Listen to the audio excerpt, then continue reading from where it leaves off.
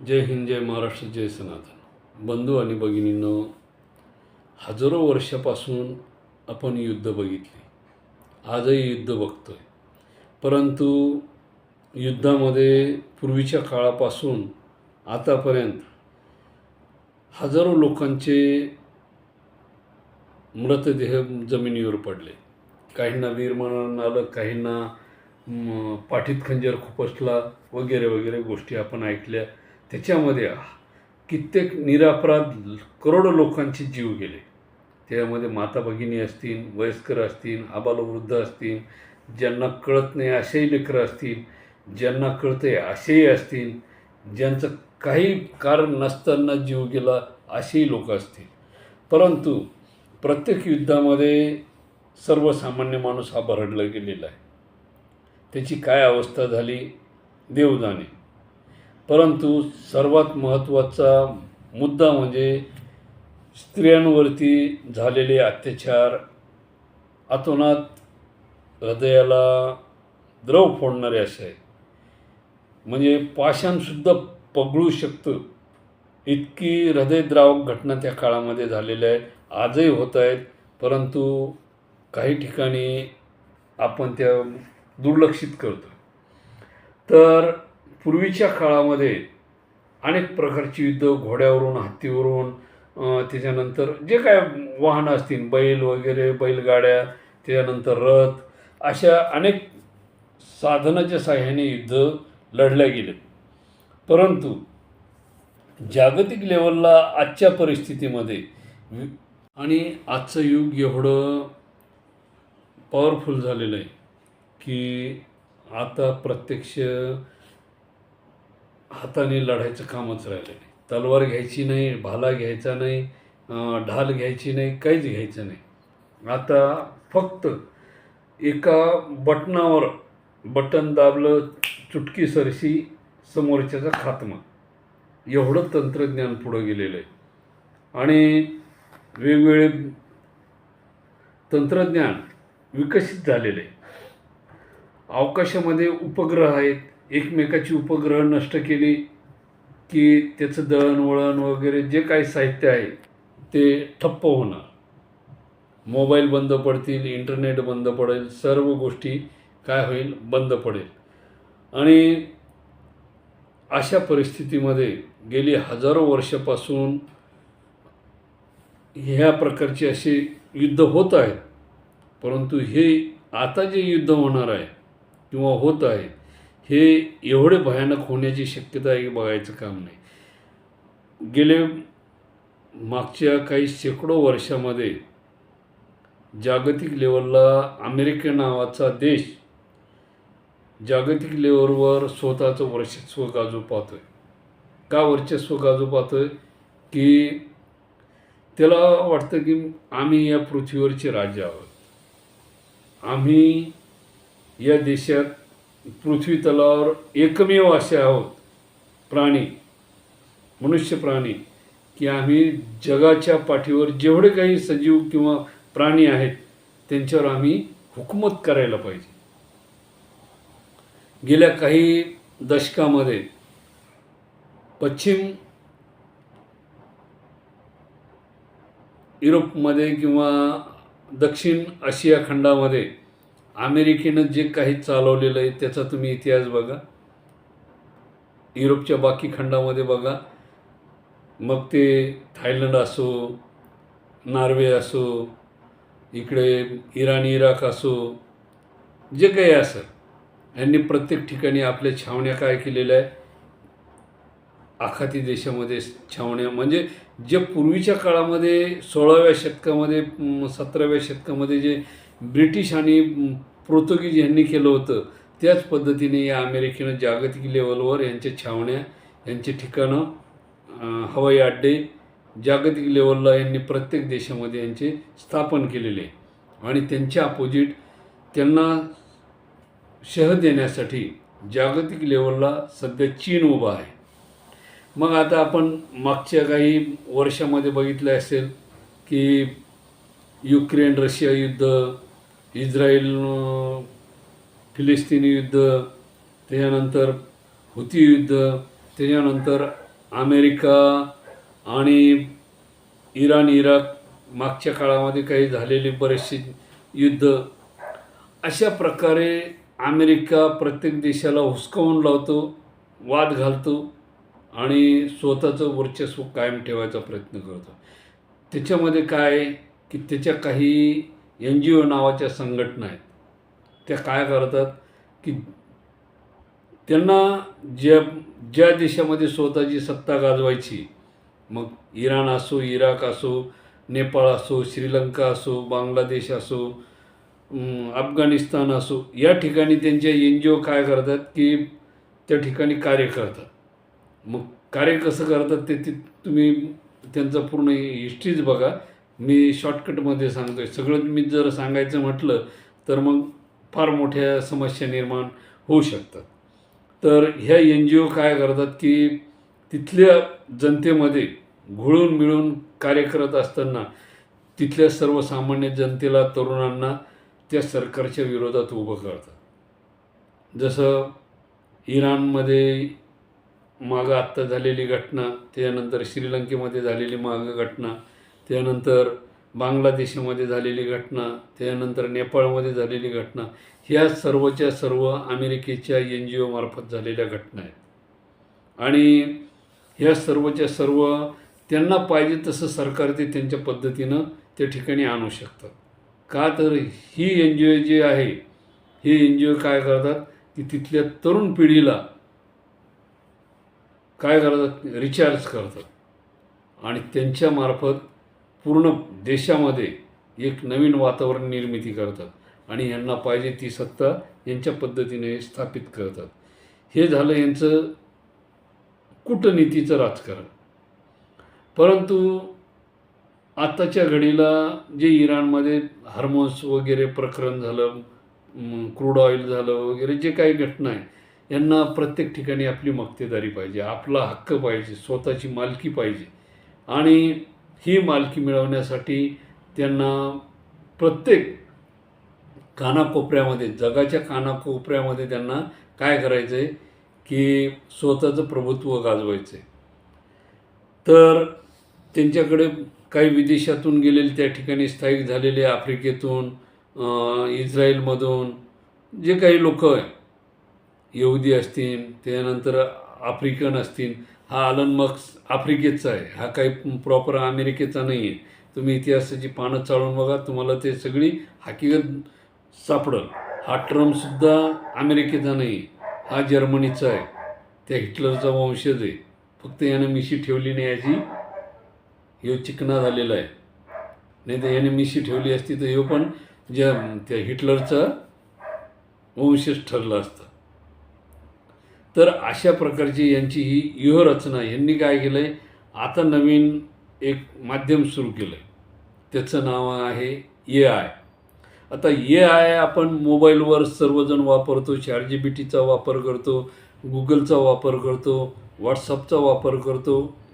त्या AIच्या तंत्रज्ञानाच्या सहाय्याने आपण नवनवीन संशोधन करू शकतो, माणसासारखा माणूस घडू शकतो. जसं आपण रजनीकांतचा मागे रोबोट नावाचा पिक्चर बघितला होता, त्या पद्धतीनं आपण AIच्या सहाय्याने काही करू शकतो. आणि हे AIचं तंत्रज्ञान अमेरिकेला, जे आपले भारतीय त्या ठिकाणी गेलेले आहेत, त्यांच्या सहकार्याने त्या अमेरिकेला हे तंत्रज्ञान मिळालेले.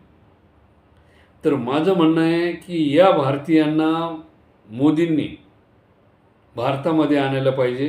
कारण आता ट्रम्पनी काय केलं, तिथल्या सरकारने, पार्लमेंटने काय केलं आहे अमेरिकेच्या, की जे भारतीय आहेत किंवा जे विदेशी नागरिक आहेत त्यांना AI वापरणं बंदी घातलं आहे. पूर्णपणे त्यांनी, जो कोणी परकीय असेल, परदेशाचा असेल, त्या माणसाला AIचा वापर करता येणार नाही असं बंधनकारक केलं आहे त्यांनी. आणि का तर चीनसारखा देश आमच्या अपोजिट आहे आणि आम्हाला तो घातक ठरणार आहे.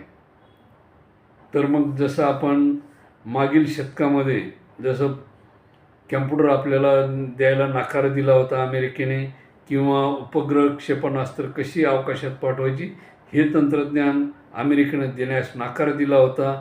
असे बरेच तंत्रज्ञान आहेत जे अमेरिकेनं नाकारले.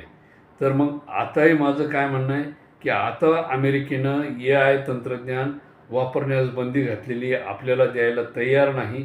तर तिथले सर्व भारतीयांना जे नासामध्ये आहेत, जिथं कुठं असतील भारतीय, त्या सर्वांना भारतामध्ये बोलवायचं आणि त्यांना एक नवीन टीम तयार करून देशामध्ये कार्य करण्याची संधी द्यायला पाहिजे.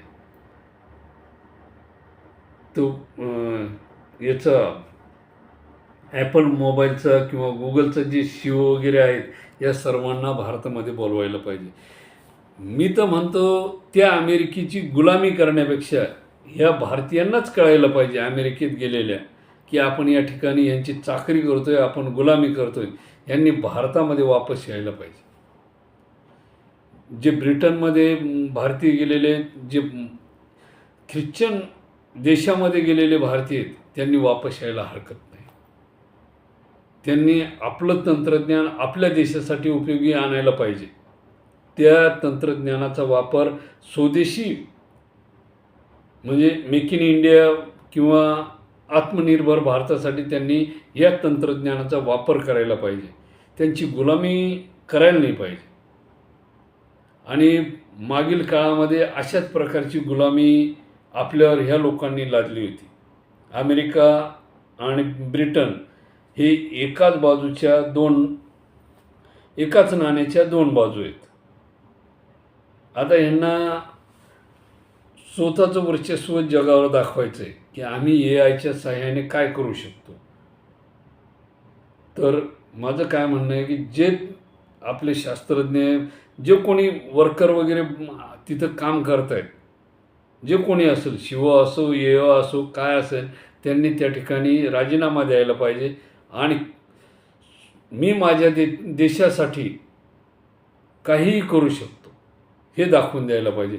ज्याप्रमाणे इस्रायलमधल्या यहुदी लोकांनी विदेशातून येऊन इस्रायलमध्ये इराण आणि या देशांच्या विरोधामध्ये त्यांनी हुती आणि फिलिपाईन्सच्या लोकांबरोबर युद्ध केलं, त्याप्रमाणे सर्व भारतीयांनी भारतामध्ये उपस्थित राहून अमेरिकेला शह द्यायला पाहिजे. आज जसा चीन अमेरिकेला शह देतो, आत्मनिर्भर झालेला आहे चीन, त्याच पद्धतीनं सर्व भारतीयांनी परत भारतामध्ये येऊन अमेरिका आणि ब्रिटनला शह द्यायला पाहिजे. दंड थोपटायला पाहिजे अमेरिकेच्या विरोधामध्ये. आणि माझं एक मत असं आहे माननीय मोदी साहेबांना की तुम्ही सर्वसामान्य शेतकऱ्यांना त्यांचे सोयाबीन, कापूस, त्याच्यानंतर जे अन्नधान्य, आज आपण सोयाबीन तेल म्हणा, सोयाबीन म्हणा, विदेशामधून आयात करतोय. कधी काळी आपण अमेरिकेला ते सोयाबीन, कापूस त्यांच्या देशात पाठवत होतो. मग तिकडून आणायची गरज काय? तुम्ही आपल्या इथल्या शेतकऱ्याला प्रोत्साहन द्या, त्यांना भाव वाढवून द्या. हे 1,500 रुपये माता भगिनीला किंवा सन्मान शेतकरी निधी हे देण्यापेक्षा त्यांच्या मालाला भाव वाढवून द्या. 15,000 कापसाला भाव द्या, 12,000 रुपये सोयाबीनला भाव द्या. का देऊ शकत नाही? तुम्ही भाव वाढवून जर दिला तर आपल्याला दुसऱ्याच्या ताटाकडं बघायची गरज पडणार नाही. आपण अमेरिकेचे सोयाबीन तेल, सोयाबीन तिथले तांदूळ वगैरे जे काय आहे, आणि इथं भेसळयुक्त गोष्टीला तुम्ही निर्बंध घाला ना. आज जपानने आपला आंबा त्यांच्या देशातून वापस पाठवला. याच्यावर काहीतरी कडक निर्णय घ्यायला पाहिजे मोदी साहेबांनी, की ठोस असे निर्णय घ्यायला पाहिजे जेणेकरून आमचा शेतकरी सर्व गुण संपन्न आहे, त्याच्यामध्ये धमक आहे, तो पिकवू शकतो. बगर खताचं अन्नधान्य पिकवू शकतो. तो नगदी पिकाच्या मागं का मागे लागणार शेतकरी? तुम्ही जर भाव दिले तर तुमचा भाव कधी होतो सुरू? हमी भाव ज्यावेळेस व्यापारी शेतकऱ्याला लुटून नेतो त्यावेळेस तुमचा हमी भाव सुरू होतो. अरे त्याचं पीक बाहेर यायच्या अगोदरच तुम्ही भाव डिक्लेअर करा ना. शेतातून पीक बाहेर येण्याच्या पूर्वी तुम्ही हमी भाव डिक्लेअर करा ना. जर समजा दसऱ्याला शेतकऱ्याचा कापूस बाहेर यायला लागला, तुम्ही गणपती पिरियडमध्ये भाव डिक्लेअर करा ना तुमचा हमी भाव. लाखोनी पैसे तुम्ही इकडं उधळता, मग शेतकऱ्याला द्या ना. कापसाला भाव जर दिला 15,000 रुपये क्विंटल, शेतकरी कशाला जाईन तिकडं नगदी पिकाच्या मागं? आणि तुम्हाला तिकडून आयात करायची गरज भासणार नाही ना. का गुलाम व्हायचं आहे मला हेच कळत नाही. तर माननीय मुख्यमंत्री देवेंद्र फडणवीस असतील, नरेंद्र मोदी साहेब असतील, माननीय जे कोणी असतील, कृषी मंत्री असतील, या सर्वांनी एक बैठक घ्यायला पाहिजे. शेतकऱ्यांच्या मालाला जास्तीत जास्त भाव कसा देता येईल. शेतकऱ्याच्या घरामध्ये पडलेलं सोयाबीन 3,000 आणि 2,500वर चाललेलं सोयाबीन, आपण त्याला भाव जर दिला तर आपल्याला तेल विकत घेऊन बाहेरून आणायची गरज पडणार नाही. बाहेरचं सोयाबीन आपल्या देशात आणायचं काम पडणार नाही. असं करून तुम्ही स्वतःच्या देशाचं कृषीप्रधान देश हे जे नाव आहे हे घालवायला लागले तुम्ही. तर हे नाव जाणार नाही, त्या दृष्टीनं तुम्ही पावलं उचला. शेतकऱ्यांना भाव द्या. त्यांच्या सुखसोयींना, म्हणजे त्यांच्या सुखसोयी जरी नाही बघितल्या, त्यांच्या मालाला जरी भाव दिला तुम्ही, तर ते त्यांच्या सुखसोयी स्वतः निर्माण करू शकतात. तो शेतकरी राजा आहे, बळीराजा आहे, तो काहीही करू शकतो. तुम्ही त्यांच्या मालाला भाव वाढवून द्या. निश्चितपणे तुम्हाला कोणाकडेही हात पसरायचे काम पडणार नाही. त्या टर्म्याकडं नाही आणि ह्या चायन्याकडं नाही. तर बंधू आणि भगिनींनो, तुम्हाला हा व्हिडिओ कितपत योग्य वाटला? आज AI च्या माध्यमातून शेती तिथला शेतकरी जर करू शकतो, मग आपला शेतकरी बांधव का करू शकत नाही? त्याला तुम्ही ते तंत्रज्ञान शेतकऱ्यापर्यंत पोहोचू द्या. त्यांना ते ज्ञान मिळू द्या. त्यांच्या मालाला हमी भाव द्या. त्यांचे माल बाहेर येण्याअगोदर तुमचे हमी भाव तुम्ही डिक्लेअर करा. तुम्ही दसऱ्याला तयार झालेला माल तुम्ही जानेवारी-फेब्रुवारीमध्ये हमी भाव डिक्लेअर करता.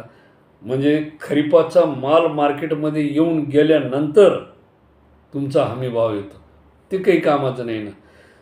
दसऱ्याला माल शेतकऱ्याचा खळ्यातून बाहेर येत नाही, तर तुमचा गणपतीलाच हमी भाव डिक्लेअर व्हायला पाहिजे. रब्बीचा भाव जानेवारी-फेब्रुवारीमध्ये ते पिकं बाहेर यायला लागले, मार्च-एप्रिलमध्ये गव्हाची खळं होतात, तर तुमचा होळीच्या पिरियडमध्येच हमी भाव डिक्लेअर व्हायला पाहिजे. व्यापारी शेतकऱ्यापर्यंत पोहोचलं नाही पाहिजे, सरकार शेतकऱ्यापर्यंत पोहोचलं पाहिजे.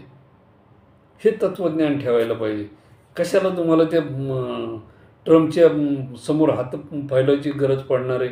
पदर पसरून देता का पेट्रोल, देता का सोयाबीन, देता का ऑइल? अरे गरज नाही ना. तुमच्याकडं सगळं आहे. तुम्हाला सगळं असून तुम्ही शेतकऱ्याकडे लक्ष देणार नाही. कधीही पाहा त्या लोकसभा राज्यसभाचे कार्यक्रम बघितले की ते एकमेकाला शिवीगाळी करतात, लहान लेकरासारखं, पहिली दुसरीतल्या विद्यार्थ्यासारखं. यांना आमदार खासदार म्हणायला पाहिजे का? अरे काय चाललंय मला काही कळतच ना. कुठं देश नेऊन ठेवलाय काय काहीच मिळ नाही. अरे तिकडं युद्ध तुम्ही त्या संसदेमध्ये युद्ध सुरू करायला लागले, एकमेकाला टेबलं खुर्च्या उचलून मारायला लागले. हे काय काम आलंय? तुम्ही देश चालवायला लागले का वर्गात बसले पहिले दुसरीच्या? मलाच कळलं ना. ज्या महत्त्वाच्या गोष्टी त्या ते सोडून कशावरही भरडी देत, त्याला काय अर्थ आहे? जानवत घातलं नाही, तुमची जातच काय, तुम्ही टोपीच घातली नाही, तुम्ही बगर टोपीचे चाले, तुम्ही बोडखे चाले. हे काय त्या संसदेमधल्या गोष्टी आहे का? तुम्ही विचार काय करायला पाहिजे? पेपर कसा फुटला, विद्यार्थ्याला शिक्षण कसं द्यायचं, शेतकऱ्याच्या मालाला भाव कसा द्यायचा, ह्या गोष्टी करायला पाहिजे. काही ते संसदेमध्ये मारामारी फोटो दाखवतात, एकमेकाचे पिक्चर दाखवतात, मोबाईल दाखवतात. अरे ते काय ती संसद आहे, देशाचं पवित्र स्थान आहे ते, त्याला मंदिर म्हटलं जातं. आणि तुम्ही ते विचित्रपणानं काही बी करतात. आपलं काय अर्थ आहे?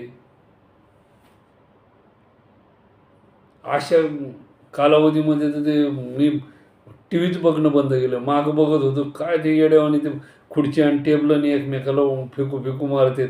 काय जे हाताला येईन ते, त्याला संसद म्हणते का काय म्हणते.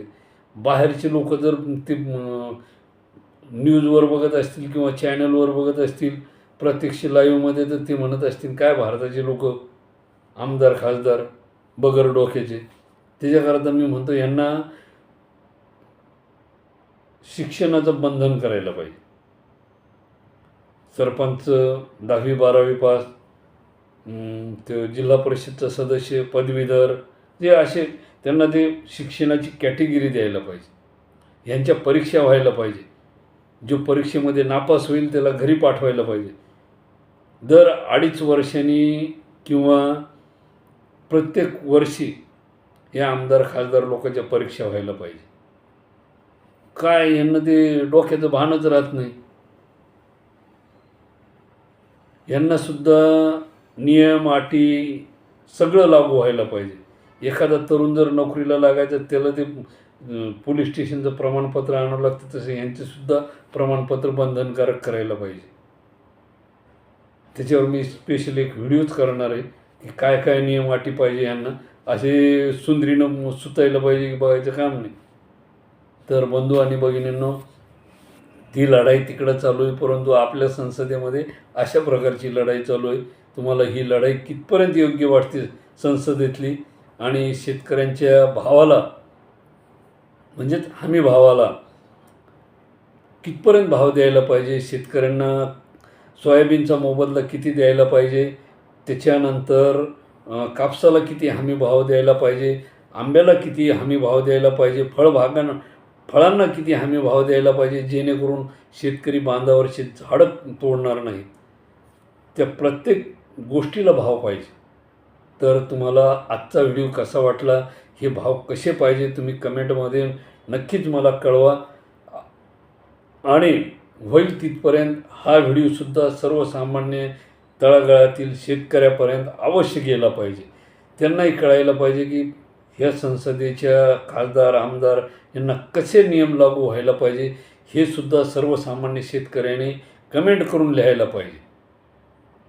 तर हा व्हिडिओ जास्तीत जास्त लोकांपर्यंत शेअर करा, लाईक करा आणि आपल्या मित्रमंडळींना पाठवा. जय हिंद, जय महाराष्ट्र, जय सनातन.